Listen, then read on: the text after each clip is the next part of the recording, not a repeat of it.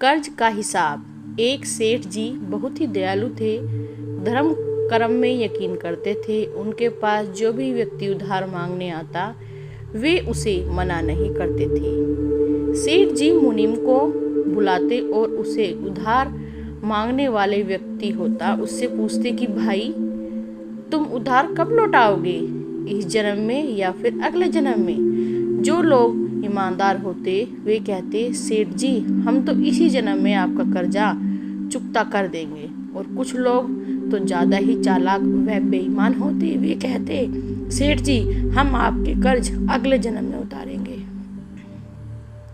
और अपनी चालाकी पर वे मन ही मन खुश होते कि क्या मूर्ख सेठ है, अगले जन्म में उधार वापसी की उम्मीद लगाए बैठा है। ऐसे लोग मुनीम से पहले ही कह देते कि वो अपना कर्ज अगले जन्म में लौटाएंगे और मुनीम भी कभी किसी से कुछ पूछता नहीं था। जो जैसा कह देता मुनीम जी वैसे ही बही खाते में लिख देते। एक दिन एक चोर भी सेठ जी के पास उधार मांगने पहुंचा। उसे मालूम था कि सेठ अगले जन्म तक के लिए रकम उधार देते हैं, हालांकि उसका मकसद उधार लेने से अधिक सेठ की तिजोरी को देखना था। चोर ने सेठ से कुछ रुपए उधार मांगे। सेठ ने मुनीम को बुलाकर उधार देने को कहा। मुनीम ने चोर से पूछा भाई इस जन्म में लौटाओगे या अगले जन्म में। चोर ने कहा मुनीम जी मैं ये रकम अगले जन्म में लौटाऊंगा। मुनीम ने तिजोरी खोलकर पैसे उसे दे दिए। चोर ने भी तिजोरी देख ली और तय कर लिया कि इस मूर्ख सेठ की तिजोरी आज रात को मैं उड़ा दूंगा। वो रात में ही सेठ के घर पहुंच गया और वहीं भैंसों के तबेले में छिपकर सेठ के सोने का इंतजार करने लगा। अचानक चोर ने सुना कि भैंसें आपस में बातें कर रही हैं और वह चोर भैंसों की भाषा ठीक से समझ पा रहा था। एक भैंस दूसरी भैंस से पूछा तुम तो आज ही आई हो ना बहन। उस भैंस ने जवाब दिया हाँ बहन, आज ही सेठ के तबेले में आई हूँ। सेठ जी का पिछले जन्म का कर्ज उतारना है। और तुम कब से हो यहाँ? उस भैंस ने पलट कर पूछा।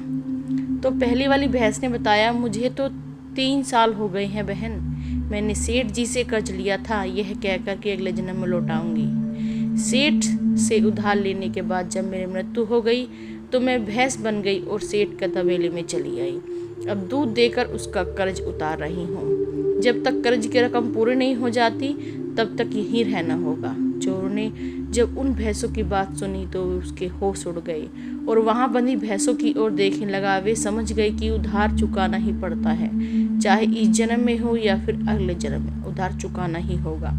वह उल्टे पांव सेठ के घर की ओर भागा और जो उसे कर्ज लिया था उसे फटाफट मुनीम को लौटाकर रजिस्टर से अपना नाम कटवा लिया। हम सब इस दुनिया में इसलिए आते हैं क्योंकि हमें किसी से लेना होता है तो किसी को देना होता है। इस तरह से प्रत्येक को कुछ न कुछ लेने देने का हिसाब चुकाना होता है।